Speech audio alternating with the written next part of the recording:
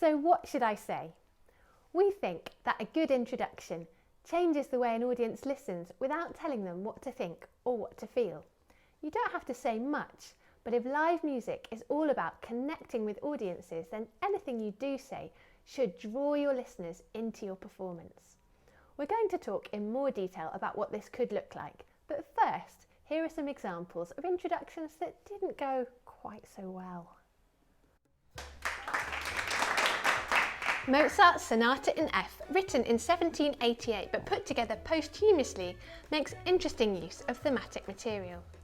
In the exposition of the first movement, the first subject begins with an upbeat followed by a dotted crotchet tied to a crotchet, both an interval of a major sixth above the quaver.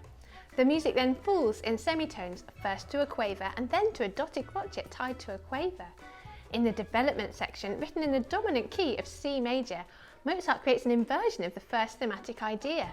It comprises a long first note, a dotted crotchet tied to a quaver, followed by a quaver a semitone higher, another quaver a semitone above that, and again a semitone higher, a crotchet tied to a quaver. So we can all see that that wasn't a successful introduction. It was soullessly analytical and impersonal, it didn't draw us into the performance, and it didn't really help us to listen either. Let's try again and see if the next introduction is any better.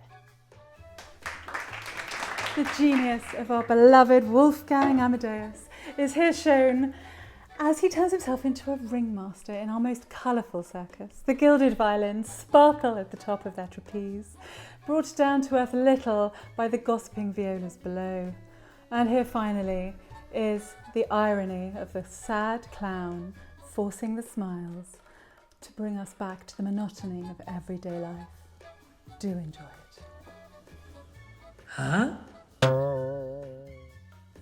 Well, that was a bit unusual. It told us very definitely what we should think and feel. It was off-putting and a little over the top, and it didn't help us to listen. Let's try again, maybe third time lucky. Hello, today I'm going to play the Brook Romance. I've chosen to play this piece for you because it reminds me of my first true love, Sam Thompson. He played the euphonium and he had the most amazing eyes and teeth and nose and arms and stuff. The problem was he never actually fell in love with me. I know it's really hard to believe, but I had this perfect friend called Jenny and she was literally 100% perfect. I mean, it's fine, I've got over it. It's just a bit emotional and I hope you feel the emotion I pour into this amazing piece because it really means a lot to me. Yeah. Wow. Self-indulgent, oversharing, and it didn't help us to listen.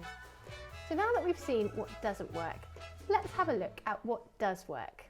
Here are a few ideas that you might want to use that we've found helpful for engaging audiences. Point out some things to listen for. Share why you have chosen to play this piece or what it means to you. Tell me something I can't look up. Find a fact and make it personal to you. Thank or acknowledge your audience in some way. Give an insight into the rehearsal process. Share the story the music tells, or surprise us. Let's see which of these ideas Kath is going to put into action now. Well, you never guess what just happened. Stephen Huff, my pianist, and I were just having a conversation backstage, and Stephen was looking at the score and he realised that he'd been playing a wrong note for the entire rehearsal period. So you're now about to hear the very first correct performance, by us at least, of this incredible piece. We're going to play for you today Meditation by Massenet. And it's a great piece because it starts very calmly, the middle section is much more dramatic, and then it returns to the meditative calm of the beginning. So it sort of tells a story, but it doesn't tell us what that story is. So it's up to you to listen to the music and work out in your own imagination what is the story that it's telling. So let those imaginations run riot.